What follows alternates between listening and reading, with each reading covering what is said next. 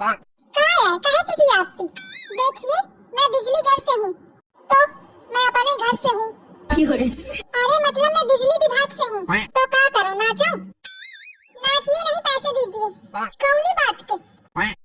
बिजली यूज करती है ना? अरे यूज कहाँ, छुआ थी तो करंट मार दे थी। तो का यूज करी हूँ मैं? अरे पंखा तो चलाती है ना? अरे डुगडुगात तनी के चलत ना रहा तो खेतवा में फेंक आई हूँ।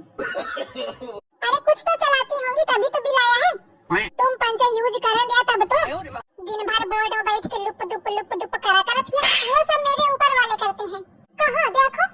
अरे मतलब मेरे सीनियर जो है वो करते हैं। हाँ तो इनका भेजे सु, ये सब मुझे नहीं पता, चुपचाप बिल दीजिए। चुप पर चाहिए नहीं, जाऊं थपड़ा देहूंगी, धरती पकड़ ले। हाँ